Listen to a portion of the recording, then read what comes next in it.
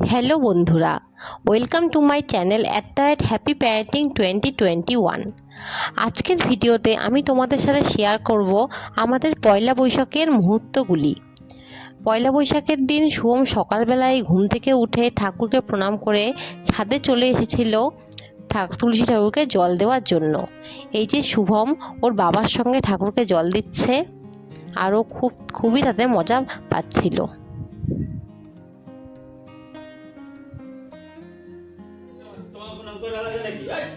এরপরে ও সবাইকে শুভ নববর্ষে উইশ করছিল।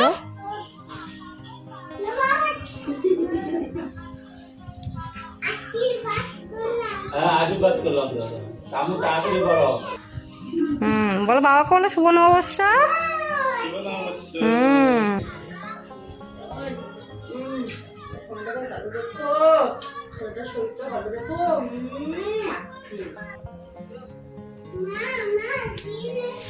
এরপরে শুভমের জন্য অনলাইন থেকে একটি গিফট চলে এসেছিল। ওর বাবা পয়লা বৈশাখ উপলক্ষে শুভমকে এই গিফটটি দিয়েছিল। এই গিফটটি পেয়ে শুভম তো খুবই খুশি।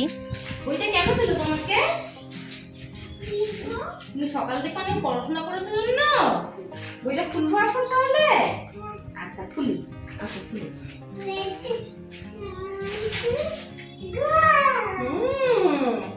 হ্যাঁ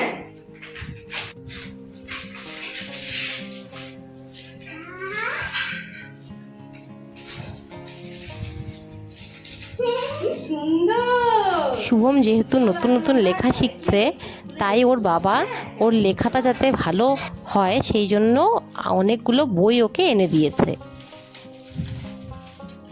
আর সেই বইগুলো পেয়ে শুভম তো খুবই আনন্দ পেয়েছিল। না এগুলো 1 2 লেখ, একটু বড়দের মতো।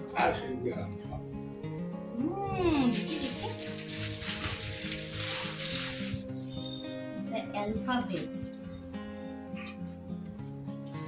এই যে দেখি এটা কি আছে, যে নাম্বার বাবা, এই যে এইটাতে লিখতে পারবে। এই দেখো 0 1 দেখি দেখি, যে আমি তোমাকে এটা শিখিয়ে দিই। হ্যাঁ এই যে এই যে দেখো দেখো বাবা, এই যে দাগ আছে না, এই দাগের উপর দিয়ে এমন দোকানে কি আছে সুমা? দোকানে কি আছে? তারপরে আমার ছোট কাকুর দোকানে যেহেতু গণেশ পূজা হয় প্রত্যেকবার পয়লা বৈশাখে, তাই আমরা তৈরি হয়ে গেছিলাম ছোট কাকুর দোকানে যাওয়ার জন্য।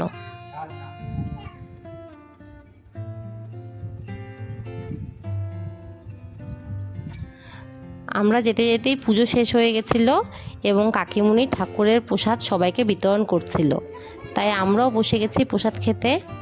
এই যে শুভম আর ওর বড়দাদার খুনসুটি শুরু হয়ে গেছে। ওরা দুইজন প্ল্যানিং করছে এখন ওরা কোন বাড়িতে যাবে।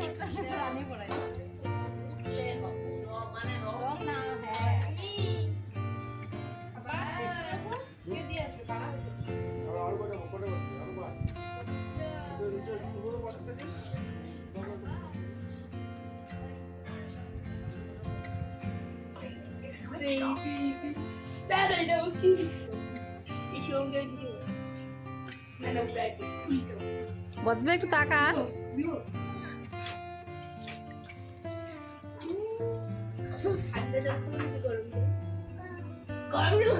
তারপর সন্ধ্যাবেলায় শুভমকে নিয়ে আমরা মহামায়াপাটে চলে গেছিলাম।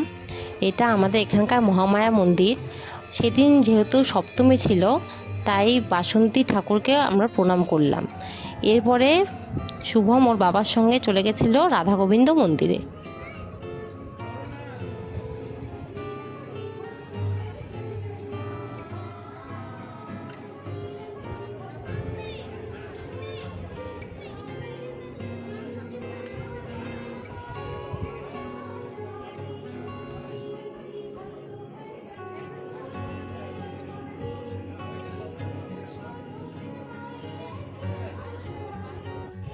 বাসন্তী পুজো উপলক্ষে সেদিন মহামায়াপাটে একটা ছোট মেলাও বসেছিল।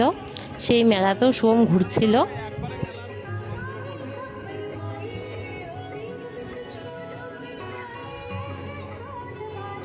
এই হলো আমাদের এখানকার মহামায়া মহামায়া পাঠ।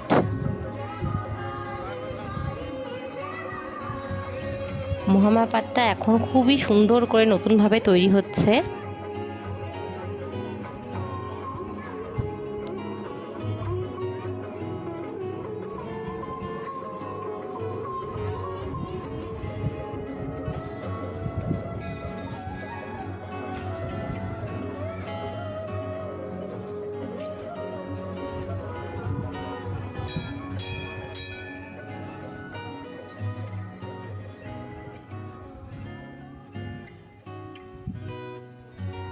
এরপরে শুভম পছন্দ করছিল যে ও কোন গাড়িটা কিনবে, তাই ও একটি গাড়ির দোকানে চলে এসেছে।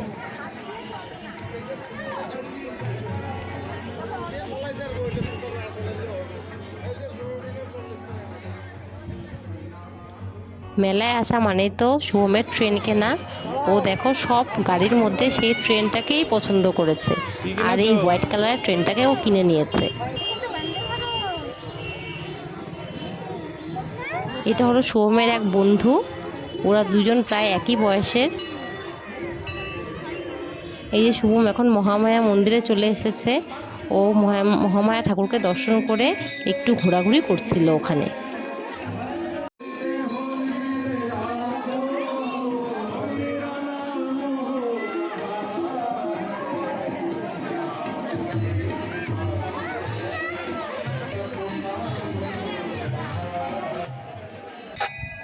আজকের মতো ভিডিওটি এই পর্যন্তই।